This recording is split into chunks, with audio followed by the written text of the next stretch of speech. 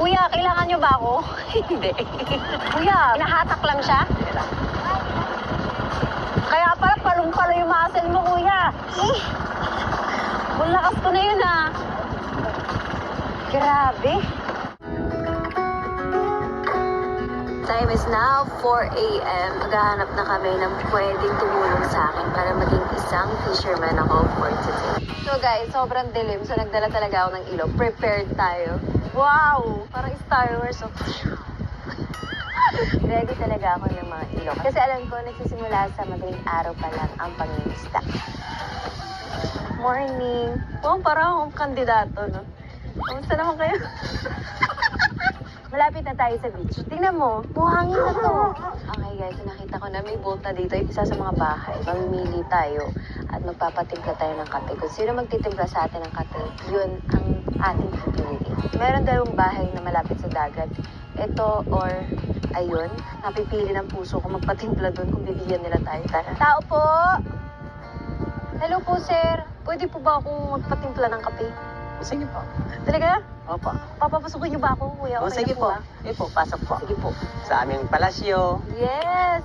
Hello! Ito po ang bahay namin. Bukas po to, so paano po pag umuulan? Kuya. Ayos naman po dahil ito po, yan lang po ang aming bubong. Ano po pangalan niyo, sir? Elmer po. Sir, kaya po ako nagpunta talaga dito. Naghahanap actually ako ng pwede magturo sa akin sa pangingisda. Nangingisda po ba kayo? Opo. Oh? Nangingisda po lang ang aking anak buhay. Gaano po kayo katagal na isang fisherman po? 25 po. 25 years? Opo. Wow! Anim na. Is tuturuan tayo ni Sir Elmer para mangisda. May kasama ka po ba, sir? Ano po, ang bangka po ang lambat ay tinaas po. Yan na tayo. Tara. Grabe yung kwento niya. Guys, mga basura natin, itapon natin sa tamang lugar. Hindi nasisira yung dagat natin. Sakay na po ako? O, sige po. Ay, sorry po, Kaya? sir. Kaya? Kaya.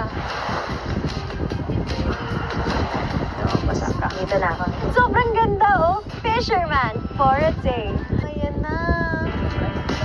Oo, mandaraga talaga akong kuya. Hindi nyo lang alam. Ang presko dito, grabe. Ilan po kayo lahat? 9? Kaya baka mabangga na ako, ah. Sabihan nyo, kukunin nyo po sa akin, sir, ah. Ah, sa'yo po to. Po, gumawa ng manibela na to? Gawag. Ang galing. Kuya, hindi ko alam saan tayo, eh. Feeling ko marami isda sa kanan. Kuya, ang ganda ng ano nyo. Araw-araw yan yung nakikita nyo, yung view. Ah, araw-araw. Baka mabangga, baka mapreno. Asa ng preno, kuya? May preno ba to? Wala. Niloloko mo ko, ha? Close na talaga kami ni Kuya Elmer. Niloloko na niya, oh. Ay, pwede pala yan, eh. Nahirapan mo ko. Kalma. Makikita mo yung isda na tumatalon-talon. Makikita mo yan. May nahuli na po kayong pating? Wala pa. Ano po yung paborito niyong ulam? Ano Sa po akin, sa'yo? minuto lang. Dinudo? Ganda. Kita niyo pa yung mga bundok, oh. Meron din pong araw na wala kayong huli. Meron. Ano po yung nagbibigay sa'yo ng inspirasyon para magtrabaho? Sa mga anak ko po. Pamilya. Nahirap po ba ang pangingisda? Depende po. Talagang bunggang isda. Masarap. Maaluan. Dahil saglit lang, magkapira ka na agad. Opo. So katulad na yun, ilang buwan na, kahit ang kayod kami, titita lang ng 300. Ang 300, papartin pa sa 5 tao. Isang araw nga, 1 kilo. Yun, nilugaw na lang. Ikaw nalagyan ng bagoong kamatis. Sabi ko, Han, ang asawa ko, Han, magsalo-salo na lang tayo. Basta may magkaroon ng laman at tiyan. Pag walang-wala, nangingi kami sa aming amo, ng Ano kuya. binibigyan naman po kayo? Nagpakapalang ang mukha ko. Aba, ikaw nagugutomin Oh, ang pamilya syempre, ko. kuya. Importante pagkain, no? Sabi ko nga, Han, manghingi na lang ako sa kapitbahay. Kontra matutulog kayo, walang kain. Pakapal na lang mukha ko. Yun, nanghingi ko. Nawa naman niya, kahit kakainin na lang niya, binibigay sa amin. Talaga, season? Kakainin na lang niya, Balita ko, napakabait po nyo, ah. kabalik na. Namibigay po kayo ng pagkain po kay Sir Elmer. Binibigyan nyo po. Magkawit bahay po kayo. Nasa kanto lang. Sir, baka wala tayong mahuli, ah. Hanap tayo. Hanap. Oo, hanap. Ano yun? Hanap tayo ng isda. Ah, hanap tayo isda. Dito, wala ng isda. Kami malaki na lugi dito. Kaya kami nagpipilt lumabas. Pag nakahuli ng konting isda, may pagkain na. Dati maraming isda dito. Ngayon po, konti na lang. Mag-aharap po tayo ngayon kung may makikita. Gaano po kayo katagal na nangingisda po? Kita ako 25 ko na yung isda na. 20, Ay ngayon yung 66 na ako. 41 years!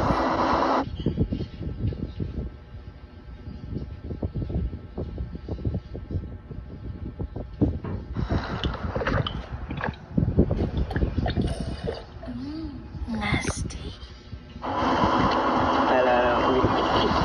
Ay!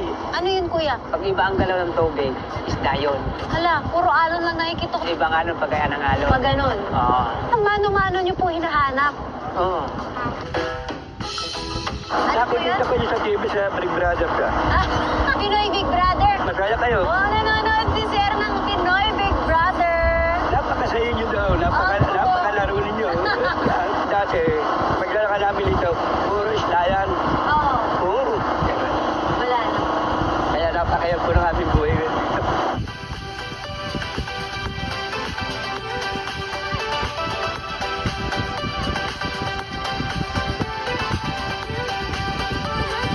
Ayan na!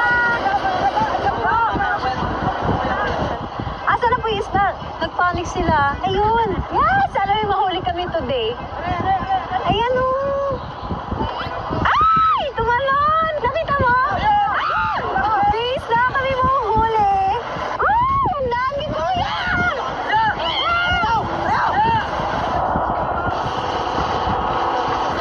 Ayan, ay, galing! Uy! Ang dami! Ganun pala, iniikot-ikot nila yung lambat. Kala ko hagis, tas antay. Ang astig, first time ko to ma-experience. Oh, panis. Grabe, oh, ang bilis ni Kuya. Kuya, tatalong ka? Wow! Hindi ko alam ano may tutulong ko dito, para wala akong kwenta. Ngayon lang ako nakakita ng ganito. Grabe. Tinanggal daw ni Kuya Elmer yung sabit ng lambat. Kuya, kailangan niyo ba ako? Hindi. Kuya, nahatak lang siya?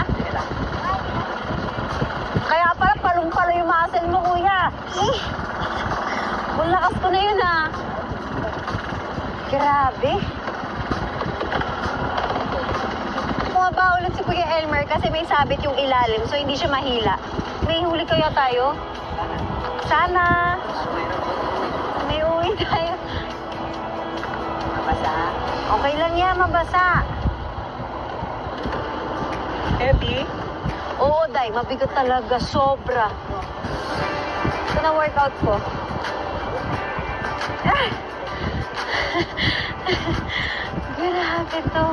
Mamaya, lalo ko may Kalma pa to. Pag may alon, mas mahirap po, no? Gagawin sa iyo. Hagawin sa'yo ng alon. Yan na, yan na, yan na. Yan na, yan ang bulsa. Ah, wala. Wala. Ha? Wala. Ha? Wala. Totoo? Lalaki yun eh. Kahit isa wala. Wala. Ha? Hirap hilahin. Kuya, wala. Lalaki na wala. Kuya. Uwi tayo, iiyak na lang. Iyak na lang daw. Wala, ma'am. Wala. Tira ang labas. Sira yata yung labas. Marami yung butas. Gawin Wala, na pero... Grabe! Halos 2 oras nilang hinahagis at hinihila paangat yung lambat. Wala silang kasiguraduhan kung mahuhuli sila o wala. Pero nakakangiti pa rin sila kahit napakahirap ang pinagdadaanan nila. Kuya, nalungkot ako. Wala man lang tayo nahuli.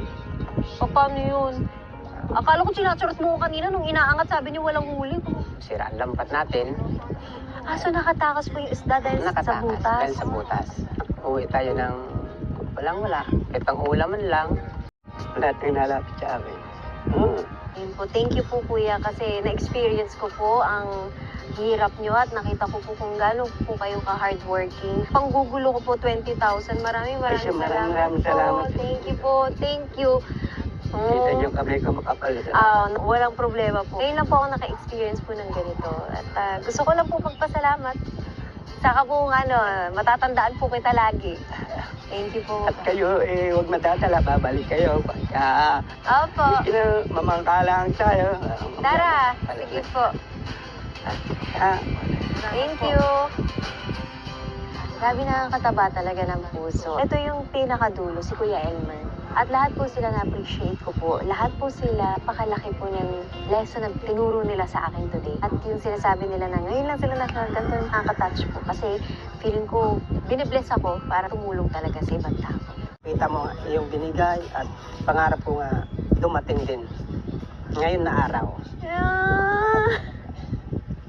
Kuya, pinapaiyak mo ko naman. Siyempre po ay kung hindi ko makabili pag wala kayo po Dahil sa 25 years na po, naghanap buhay ko makaipon. Hindi po ako makabili ng ganito Makakita ng ganitong pera kalaki Pagsipis-pagan ko po yun. Napawagi po kung araw makaroon ko ng magandang maalwan natin mga anak, matutuwa, makahiga mo lang ng kahit kutson. Yes. Dahil siyempre nakikita mo naman namin kahit tagpi-tagpi lang. Sana Lord, ito po binigay ng ate. Salamat po. Thank you, thank you. Feeling ko talaga pinagtagpo talaga tayo. Tama si Lord. Kuya, thank you. Sige po, ate pa.